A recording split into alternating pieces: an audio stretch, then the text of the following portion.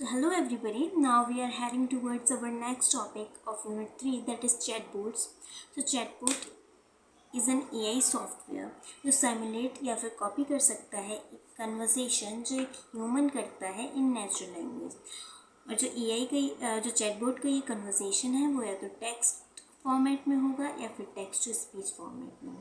Chatbots are used in dialogue systems for many purposes including customer services. Dialogue systems means कहीं से questioning आ रही है और chatbot answer कर रहा है, या फिर चैटबॉट क्वेश्चन कर रहा है और यूज़र आंसर कर रहा है। कहाँ पे यूज़ होता है? कस्टमर सर्विसेज, रिक्वेस्ट रूटिंग और फॉर इन्फॉर्मेशन गेन। अब चैटबॉट वर्क कैसे करता है? तो चैटबॉट वर्किंग में मेनली 2 टास्क होते हैं। First is user request analysis and second is responding to the request. Chatbot के पास जब भी कोई रिक्वेस्ट आती है तो सबसे मेन एंड फोरमोस्ट टास्क उसका होता है कि यूज़र की रिक्वेस्ट को एनालाइज करे, ability to identify the user's intent and extract the data and relevant entities. जो भी यूज़र की रिक्वेस्ट में डाटा उसको मिल रहा है और रेलेवेंट एंटिटीज़ को वो कलेक्ट कर रहा है, उनसे एनालाइज करके यूज़र की रिक्वेस्ट को समझता है और अकॉर्डिंगली सेकेंड स्टेप में रिटर्निंग द रिस्पॉन्स, उसको जो डाटा को जो भी इसको रिस्पॉन्स करने के लिए डेटा चाहिए उनके यूज़ करके रिस्पॉन्स देता है। फिर आता है, ये तो ईज़िली है, आप इसको थोड़ा सा अपनी लैंग्वेज में रिटर्निंग द रिस्पॉन्स को लिख देंगे। कोर्स जो हमारे हैं वो मेनली 3 कैटेगरीज़ में डिवाइड करे गए हैं। फर्स्ट है रूल बेस्ड, जिसमें AI का यूज़ नहीं होता, और इंटेलेक्चुअली इंडिपेंडेंट जिसमें मशीन लर्निंग का यूज़ होता है। और थर्ड आता है हमारा AI पावर्ड, जिसमें मशीन लर्निंग, आर्टिफिशियल इंटेलिजेंस और नेचुरल लैंग्वेज प्रोसेसिंग का यूज़ होता है। फर्स्ट अगर हम बात करें रूल बेस्ड की, तो रूल बेस्ड जो होता है वो ओपन कन्वर्सेशन प्रोवाइड नहीं करता है, वेरी लिमिटेड कन्वर्सेशन होता है। इसकी जो फंक्शनिंग होती है वो ऐसे होती है कि एक साइड से मीन्स अगर चैटबॉट क्वेश्चनिंग कर रहा है तो यूज़र उसको आंसर कैसे दे पा रहा है? विद बटन्स की हेल्प से, मीन्स उसको लिमिटेड आंसर्स दे पा रहा है जो बटन्स की फॉर्मेट में होते हैं। Both then analyze the collected data and give reply. जो भी डेटा उसने कलेक्ट करा और अकॉर्डिंगली रिप्लाई कर देता है।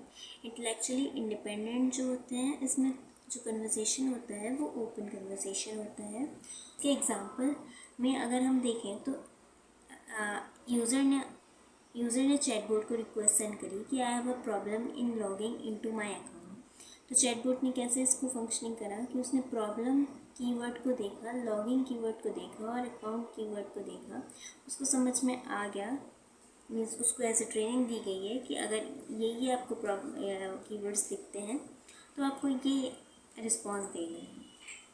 अब चाहे ये इंग्लिश आप चेंज करके भी लिखें, क्योंकि वर्किंग कीवर्ड्स पे हो रही है तो आपको सोल्यूशन मिल जाएगा। AI पावर्ड जो है वो कॉम्बिनेशन है रूल बेस्ड और इंटेलेक्चुअली इंडिपेंडेंट चैटबॉट्स का।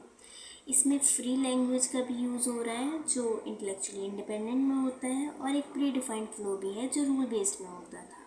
इससे क्या फ़ायदा मिल रहा है हमें? इससे हमें ये फ़ायदा मिल रहा है कि एक कन्वर्सेशनल फ्लो रह रहा है और जो प्रॉब्लम है वो फास्टली और मोर एफिशिएंटली सॉल्व हो पा रही है, क्योंकि हम दोनों मेथड्स यूज़ कर रहे हैं। हम ये भी यूज़ कर रहे हैं कि हाँ ठीक है, हम अगर कोई कहीं से भी क्वेश्चन आ सकता है, और हम ये भी कर रहे हैं कि अगर ये क्वेश्चन आता है तो ये आंसर देना है। इसका जो AI पावर्ड चैटबॉट्स होते हैं वो कॉन्टेक्स्ट ऑफ द कन्वर्सेशन और यूज़र्स प्रेफरेंस को रिमेंबर कर सकते हैं। इसका एग्जांपल आता है virtual assistant.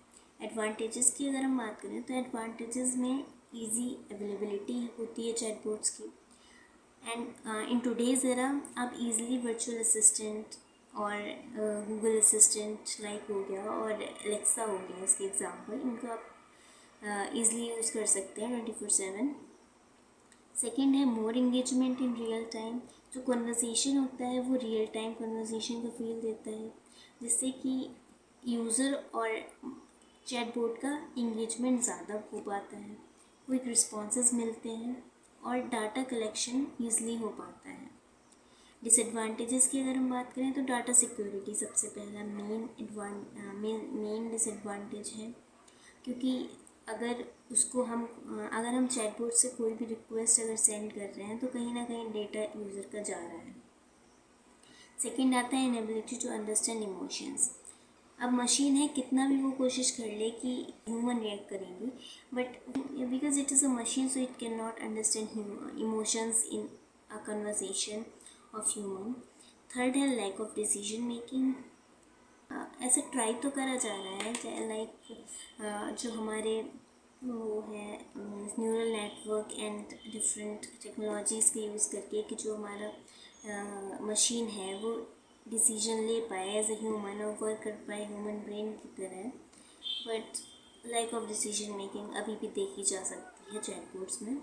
Chatbots have same answer for a query.